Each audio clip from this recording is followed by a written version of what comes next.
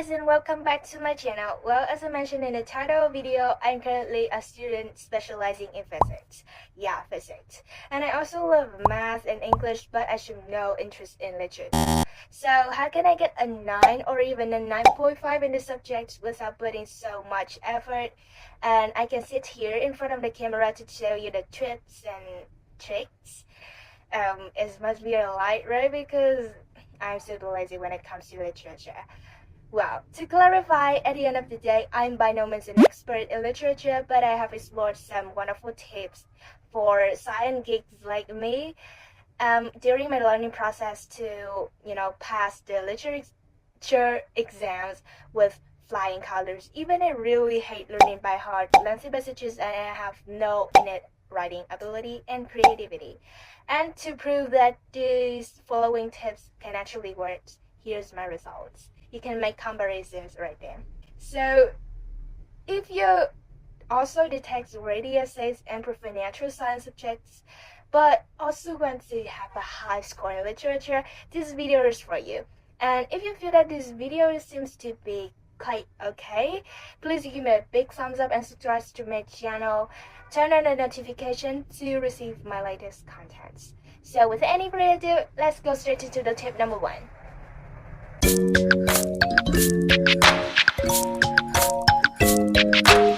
The introduction of an essay is the very first thing that the examiners pay attention to when reading your work.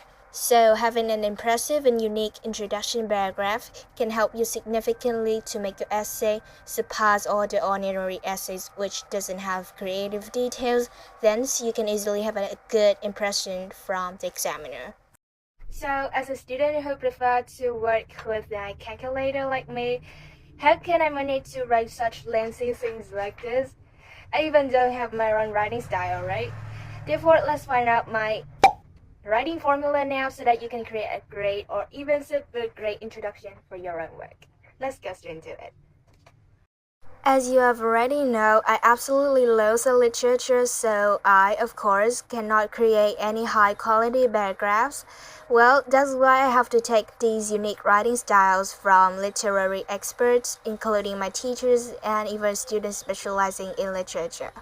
In specific, I come and scroll down all the websites with related sample answers, buy and read a lot of literary books to find a suitable introduction, and then edit a bit in order not to plagiarize, and then finally learn by heart this paragraph.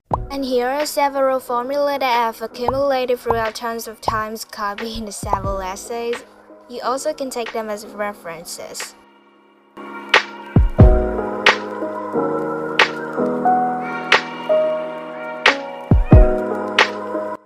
Yeah, due to the large amount of essays the examiners have to check, they just mainly scan to find the recorded arguments and something special in your essay. Therefore, writing the most critical and creative right in the beginning of the paragraph can not only help the examiner find the arguments more easily, but also increase the possibility of increasing your scores. So, at the beginning of the paragraph, you can write the most vital argument, the leading literary judgments, or other creative sentences that you can think of when writing. There are also numerous wonderful styles of writing that I haven't explored yet, so if you want to explore more about those terms, you can go to those websites and YouTube channels for more.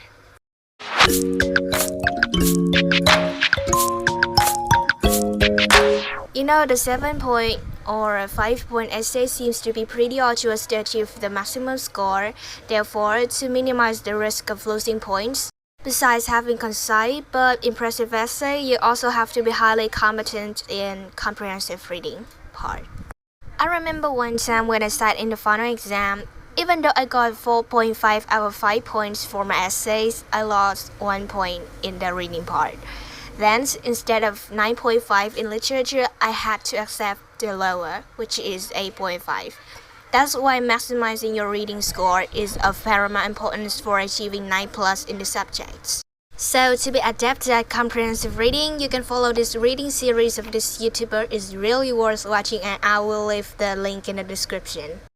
So maybe next time I also endeavor to make a video about this term. So if you want to have a deeper insight into comprehensive reading in literature, make sure to hit the subscribe button below and turn on the notification to receive the relevant videos.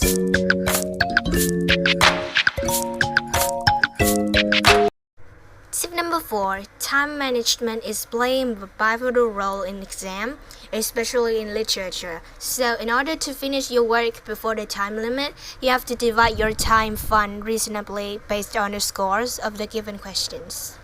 To be more specific, I personally spend 10 minutes for the reading part, 20 minutes for the social disclosure paragraph, and 60 minutes for the essay.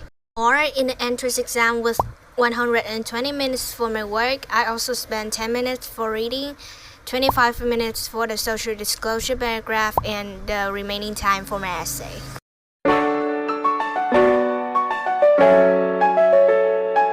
Well, I consider myself a super lazy person, so instead learning by heart the essay or the main ideas, I just merely scroll and go over the outline and remember only the required arguments. I mean the arguments that worth points in exams. And then I look at the sample essays to find some nice and unique expressions that can help me earn extra points for my work. Then I print those samples and go over the expressions whenever possible.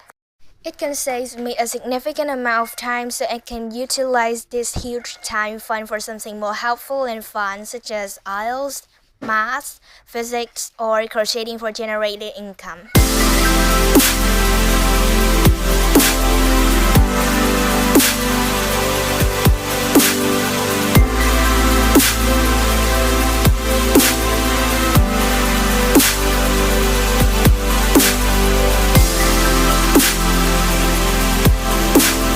Yeah, so that's the end of my video. Thank you for watching and hope that this video can help you study literature better or have a high score in the subjects. If you like my video, please give me a big thumbs up so that YouTube can spread this video for many people like us. Don't forget to subscribe to my channel so that I can have more motivation to upload the next video. If you like other topics, please comment down below for me to know it. And finally, have a good day everyone and goodbye.